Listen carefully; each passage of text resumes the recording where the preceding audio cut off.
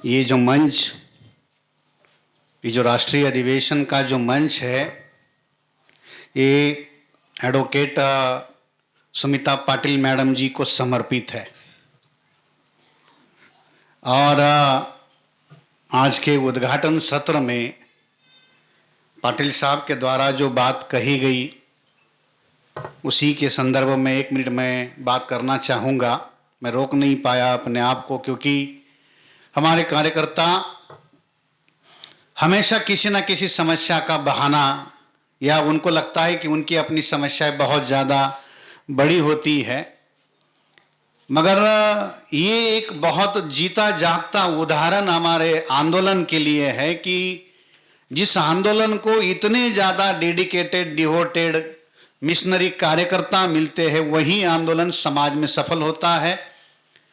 आदरणीय स्मृति शेष सुमिता पाटिल मैडम, जिनका परिनिर्वाण 26 नवंबर को, 1 महीना भर पहले ही उनका परिनिर्वाण हुआ, और लगभग पिछले 40 सालों से ये जो कारवां बामसेप और ये सामाजिक आंदोलन का चला, उस सामाजिक आंदोलन में पाटिल साहब और पाटिल मैडम बामसेप के अधिवेशन की, या बामसेप के राष्ट्रीय हो या प्रदेश स्तर के कार्यक्रम हो, ये कल्पना ही कभी हमने देखा नहीं। ऐसा कोई कार्यक्रम पिछले 25 सालों से तो मैं देख रहा हूं कि ऐसा कोई कार्यक्रम हमने इन दोनों के बगैर, चाहे स्टेट लेवल का हो, राष्ट्रीय स्तर का हो, देखा नहीं।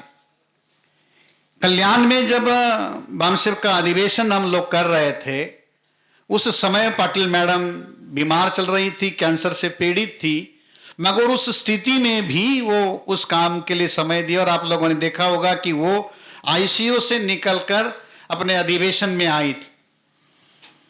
इतना ज़्यादा वो डेडिकेशन था, और इस अधिवेशन की तैयारी में भी उन्होंने बहुत सारी ऊर्जा लगाई थी। और जो बात अभी पाटिल साहब ने यहाँ पर कही कि ये कारवां, इस अधिवेशन के लिए उन्होंने कहा कि ये काम आपको करना है, हम संगठन की तरफ से और व्यक्तिगत तरफ से भी पाटिल साहब का बहुत ज़्यादा शुक्रिया अदा करते हैं। और ये शुक्रिया अदा इसलिए नहीं कर रहे कि वो इस मंच पर उपस्थित है, ये जो हौसला, ये जो ऊर्जा उन्होंने यहां आकर हमारे अंदर पैदा की है, कि इस स्थिति में भी वो उस आंदोलन के लिए वो अपनी सारी प्राथमिकताएं छोड़कर, उनकी सेहत उनको अलाउ नहीं कर रहे। उनका जीवन साथी 1 महीने पहले उन्होंने इस बीमारी के चलते उनका निधन हुआ, उसके बावजूद भी वो लगातार अधिवेशन की तैयारी के काम में अपना समय, ऊर्जा लगाते रहे। तो ये हम सबके लिए एक प्रेरणा स्रोत है। और मैं हमेशा कहता हूं कि जिस संगठन को, जिस आंदोलन को जिंदा प्रेरणा स्रोत होते हैं, वही आंदोलन सफल होता है। और ये हमारे अपने समाज के जिंदा प्रेरणा स्रोत है। अगर किसी से ऊर्जा लेनी है या किसी को मिशनरी काम देखना है, तो ये उसके जिंदा सबूत है।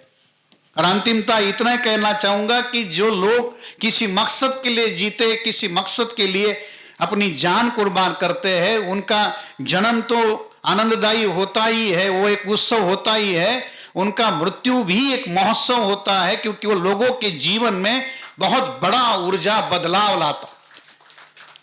और ये मंच, ये अधिवेशन, ये संगठन हमेशा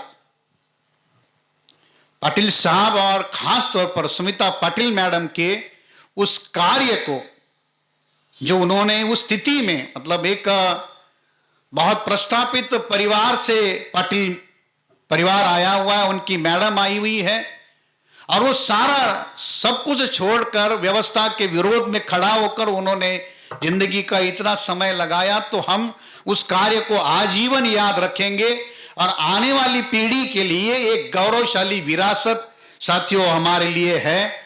महापुरुषों की विरासत को उन्होंने उस लायक बनाया है कि हाँ, उस महापुरुषों के उत्तराधिकारी के रूप में उन्होंने काम किया है। तो हम उनके आजीवन आभारी रहेंगे।